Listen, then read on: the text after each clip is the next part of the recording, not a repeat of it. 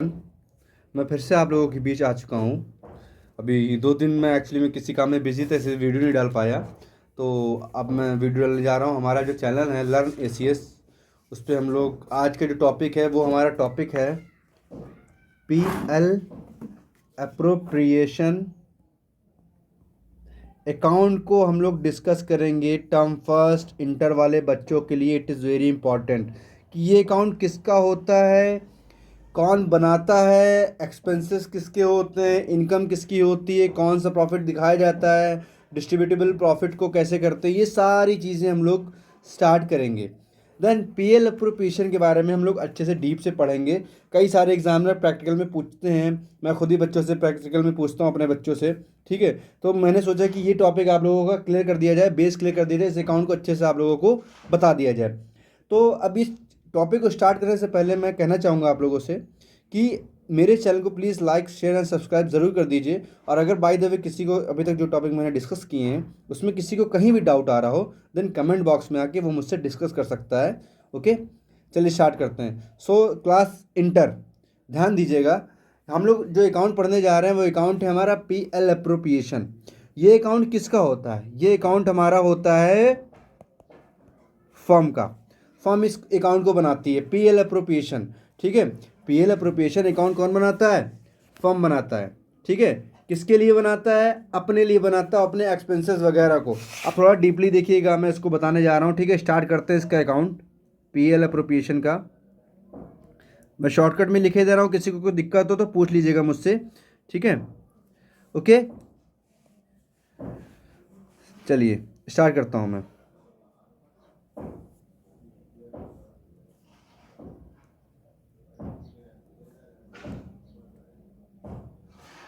ये होता है आपका पार्टिकुलर अमाउंट, इसका फॉर्मेट है ये पार्टिकुलर अमाउंट। ये जो इसका डेबिट साइड होता है, ये जो डेबिट साइड होता है, इधर इस साइड फर्म के सारे एक्सपेंसेस आते हैं। और जो ये क्रेडिट साइड होता है, इसमें इसकी सारे इनकम आती हैं। फिर से मैं बोल रहा हूँ, जो ये डेबिट साइड है, जो पीएल अप्रोप्रिएशन का डेबिट साइड है, इसमें फर्म के सारे एक्सपेंसेस आते हैं। और जो पीएल अप्रोप्रिएशन का क्रेडिट साइड है, इसमें सारे इसकी इनकम आती हैं। अब इसकी इनकम क्या होती हैं और इसके एक्सपेंसेस क्या होते हैं, उनको लेके थोड़ा सा डिस्कस करेंगे। सपोज करिए फर्म ने किसी को, जैसे फर्म क्या करता है, पार्टनर्स को इंटरेस्ट ऑन कैपिटल देता है। अभी मैंने इंटरेस्ट ऑन कैपिटल के बारे में पिछले टॉपिक में डिस्कस किया था, जिसको देखना है वो जाके पहले वाली वीडियो में इंटरेस्ट ऑन कैपिटल को देख सकता है। तो मेरा कहने का मतलब ये है कि अगर फर्म किसी पार्टनर को इंटरेस्ट ऑन कैपिटल दे रही है, तो वो पार्टनर की तो इनकम है, बट फर्म का एक्सपेंसेस है। तो यहाँ पे उसको टू साइड में, टू इंटरेस्ट, शॉर्टकट में लिख रहा हूँ बच्चों, ध्यान देना, इंटरेस्ट ऑन कैपिटल ए और बी। सपोज करिए दो पार्टनर हैं, तो इनका इस साइड में दिखाया जाएगा टू इंटरेस्ट ऑन कैपिटल करके ए और बी। ठीक है, अब बात करते हैं आगे थोड़ी सी। ठीक है, मान लीजिए कि फर्म ने किसी को सैलरी दी, जैसे मान लीजिए टू सैलरी।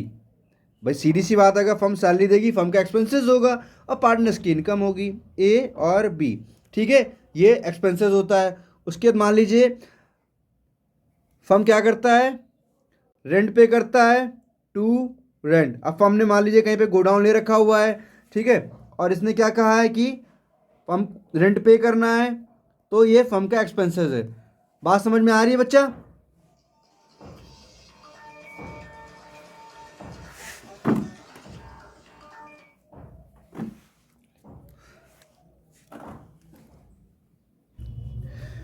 तो जैसे मान लीजिए कि फर्म ने गोडाउन ले रखा है, तो उसका भी रेंट पे करेगा वो। ठीक है, तो ये इसका एक्सपेंसेस हो गया। अब बात करते हैं हम लोग कि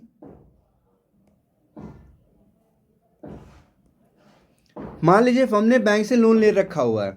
अब फर्म ने बैंक से लोन ले रखा हुआ है, तो इसके बदले वो क्या करेगा, बैंक को इंटरेस्ट ऑन लोन तो पे करेगा ही, है ना। तो ये भी उसका क्या कहलाएगा, आपका एक्सपेंसेस कहलाएगा।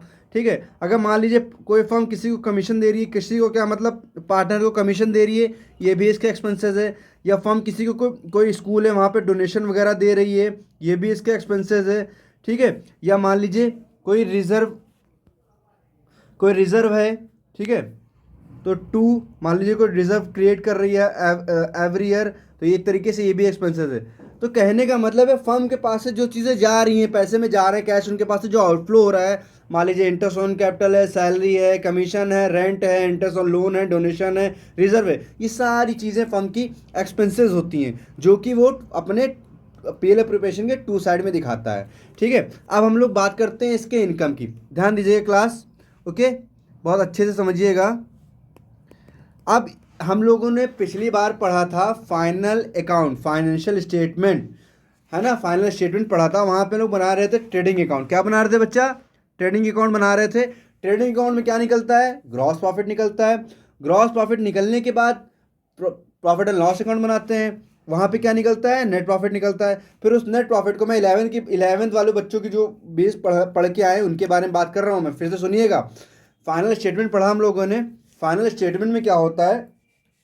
ट्रेडिंग अकाउंट पढ़ा, ट्रेडिंग में ग्रॉस प्रॉफिट निकाला, उस ग्रॉस प्रॉफिट को पीएल के बाई में लेके गए, फिर वहाँ से प्रॉफिट एंड लॉस में नेट प्रॉफिट निकाला, फिर उस नेट प्रॉफिट को क्या करते हैं हम लोग?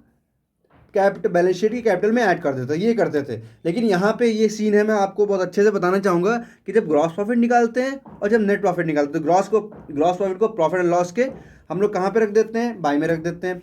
फिर पीएल के 2 में नेट प्रॉफिट निकलता है, 2 से जो नेट प्रॉफिट निकलता है वो यहाँ पे उस बैलेंस पीएल के अकाउंट और बैलेंस शीट के बीच में एक अकाउंट बना होता है, जो वहाँ पे आपको नहीं पढ़ाया गया है, यहाँ पढ़ाया जा रहा है पीएल एप्रोप्रिएशन में। ठीक है, पीएल एप्रोप्रिएशन में पढ़ाया जा रहा है।